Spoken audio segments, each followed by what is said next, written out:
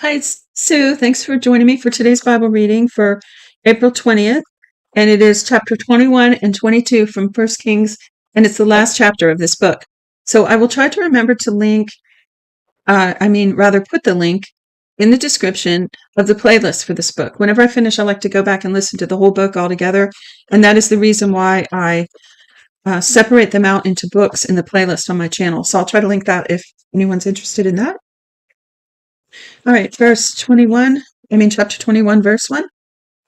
After these things, Naboth the Jezreelite had a vineyard, which was in Jezreel, next to the palace of Ahab, king of Samaria.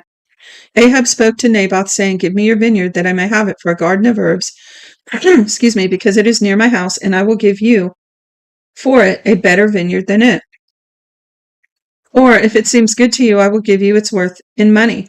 Naboth said to Ahab, "May Yahweh forbid me that I should give the inheritance of my fathers to you." Ahab came into his house sullen and angry because of the word which Naboth the Jezreelite had spoken to him. For he said, "I will not give you the inheritance of my fathers." He laid himself down on his bed and turned his face and would not eat bread. But Jezebel, his wife, came to him and said to him, "Why is your spirit so sad that you can eat no bread?" He said to her, "Because I spoke to Naboth the Jezreelite and said to him, 'Give me your vineyard for money, or else, if it pleases you, I will give you another vineyard for it.' He answered, 'I will not give you my vineyard.' Jezebel his wife said to him, 'Do you now govern the kingdom of Israel? Arise and eat bread, and let your heart be merry. I will give you the vineyard of Naboth of Jezreelite." So you see here in this depiction of Jezebel as, well, you have Ahab who's just has no backbone. And Jezebel obviously is a forceful woman. And so you can tell she's frustrated. She's like, "Are you the leader or not?" And she's wicked to boot. She's thinking, just take it from him. You're the king, right? So Ahab, he seems to waver, and he's afraid of the people. He's just a terrible leader, and obviously they have no respect for him. So she said, "I'll get it for you. I'll get the stupid vineyard." She doesn't respect or like him. Even she doesn't like him because of his weakness. So she said, "I will give you the vineyard of Naboth the Jezreelite." So she wrote letters in Ahab's name, sealed them with the seal, and sent the letters to the elders, to the nobles who were in the city who lived with Naboth.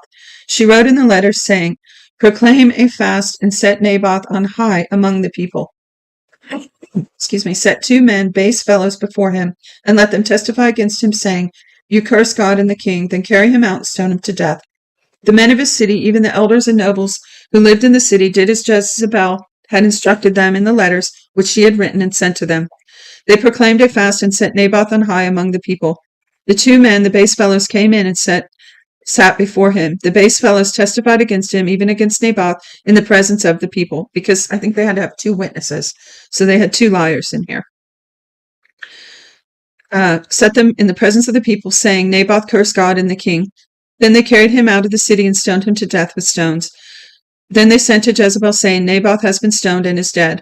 When Jezebel heard that Naboth had been stoned and was dead, Jezebel said to Ahab, "Arise, take possession of your vineyard of Naboth of the Jezreelite, which refused to give you for money, for Naboth is not alive but dead." When Ahab heard that Naboth was dead, Ahab rose up to go down to the vineyard of Naboth the Jezreelite to take possession of it.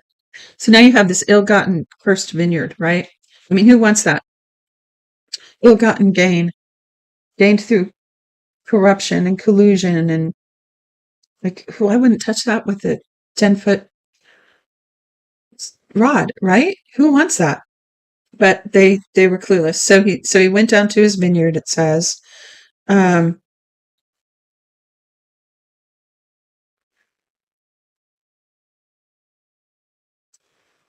Yahweh's word came to Elijah the Tishbite, saying, "Arise, go down to meet Ahab king of Israel, who dwells in Samaria. Behold, he is in the vineyard of Naboth, where he has gone down to take possession of it. You shall speak to him, saying, Yahweh says, have you killed and also taken possession? You shall speak to him, saying, Yahweh says, in the place where dogs licked the blood of Naboth, dogs will lick your blood, even yours."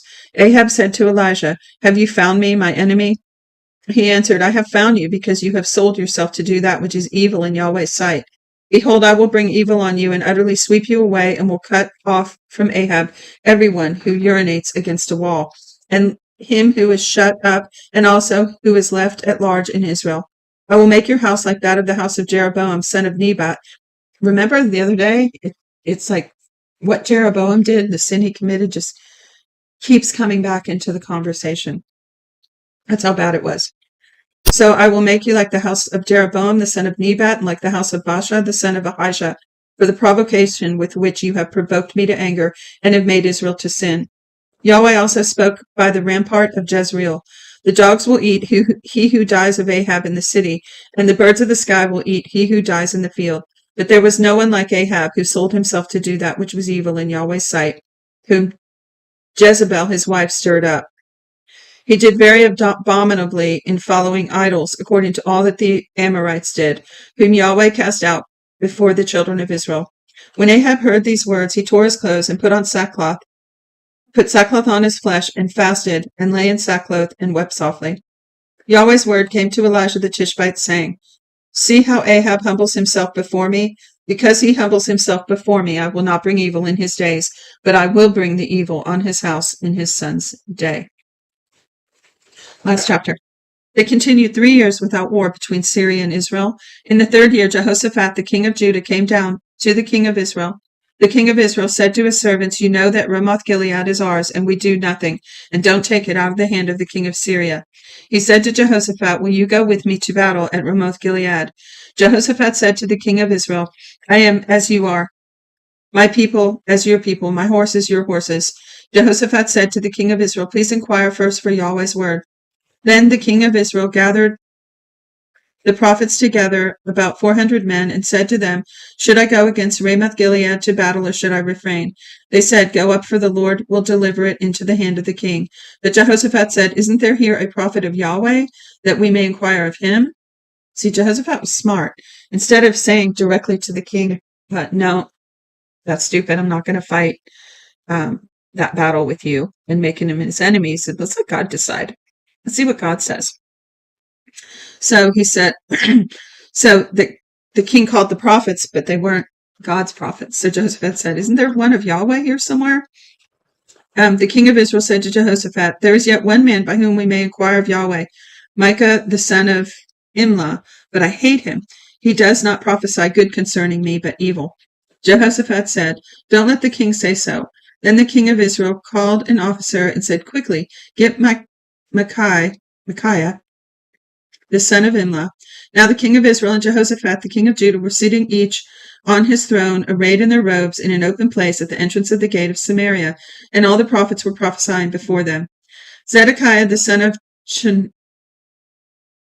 Chenaanah, made himself horns of iron and said, Yahweh says, With these you will push the Syrians until they are consumed.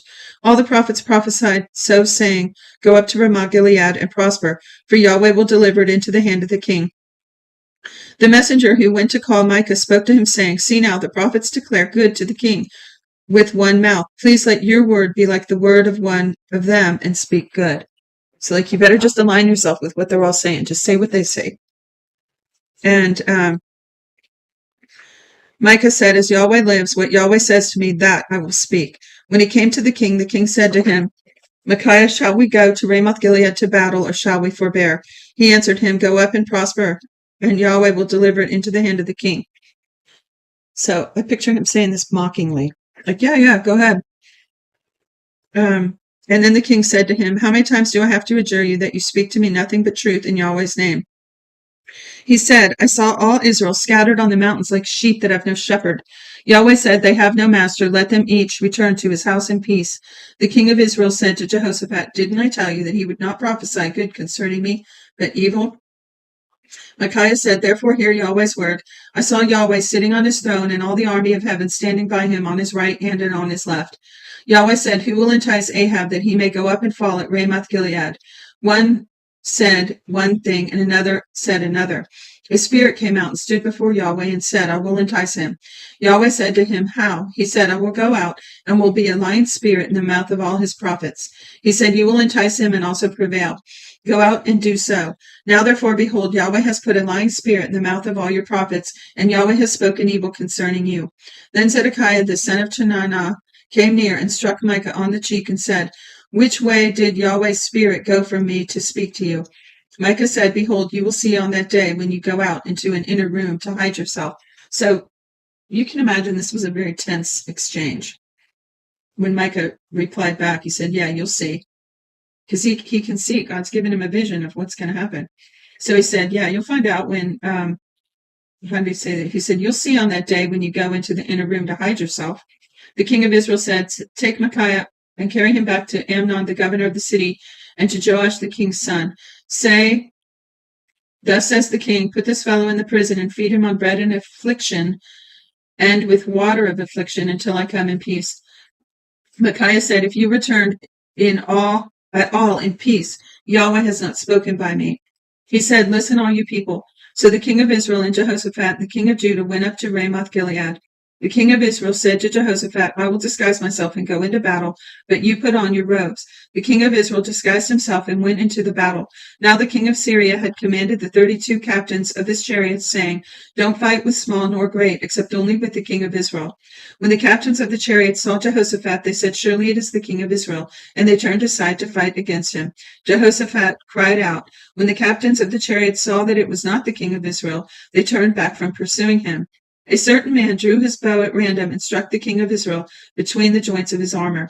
Therefore he said to the driver of the chariot, Turn your hand and carry me out of the battle, for I am severely wounded. The battle increased that day. The king was propped up in his chariot, facing the Syrians, and died at evening. The blood ran out of the wound into the bottom of the chariot. A cry went out throughout the army about the going down of the sun, saying, Every man to his city and every man to his country.